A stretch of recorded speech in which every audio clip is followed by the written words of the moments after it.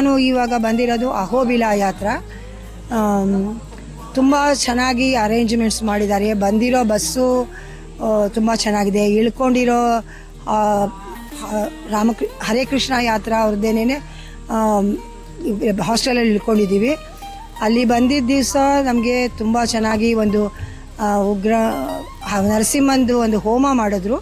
ತುಂಬ ಚೆನ್ನಾಗಿ ಆಶೀರ್ವಾದ ಸಿಕ್ತು. ಆಮೇಲೆ ಪ್ರಸಾದಗಳು ತುಂಬ ಚೆನ್ನಾಗಾಯಿತು. ಇವತ್ತು ನಾವು ಈ ನವನಾರಸಿಂಹದಲ್ಲಿ ಉಳಿದಿರೋ 5 ನಾರಸಿಂಹ ನೋಡೋದಕ್ಕೆ ಜ್ವಾಲ, ಈಗ ಮಾಲೋಲ ನರಸಿಂಹದಲ್ಲಿ ಕೂತ್ಕೊಂಡಿದ್ದೀನಿ.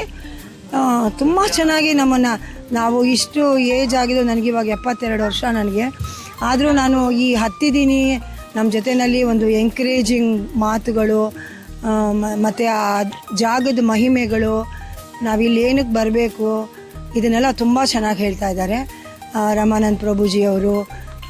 ಎಲ್ಲರೂ ಜೊತೆಗೆ ಬಂದಿರೋ ಯಾತ್ರಿಗಳು ಅಷ್ಟೇ, ಯಾರೂ ನಾವು ಬೇರೆಯವರು ಅಂತ ನಮಗೆ ತೋರಿಸ್ಕೊಳ್ತಾ ಇಲ್ಲ. ಆ ಥರ ನಮ್ಮನ್ನು ಒಂದು ಬಾಂಧವ್ಯದಲ್ಲಿ ಬೆಸೆದ್ಬಿಟ್ಟಿದ್ದಾರೆ ಈ ಹರೇ ಕೃಷ್ಣ ಯಾತ್ರಾದವರು.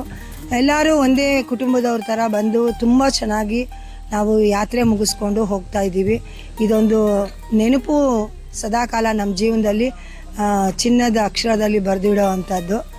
ಇನ್ನೂ ನನಗೆ ಆಯಸ್ಸಿದ್ರೆ, ಆರೋಗ್ಯ ಇದ್ದರೆ ನಾನು ಇನ್ನೂ ಇದೇ ಥರ ಹರೇ ಕೃಷ್ಣ ಯಾತ್ರಾದವ್ರ ಜೊತೆಯಲ್ಲಿ ನಾನು ಯಾತ್ರೆ ಮಾಡೋಕ್ಕೆ ಇಷ್ಟಪಡ್ತೀನಿ. ಹರೇ ಕೃಷ್ಣ.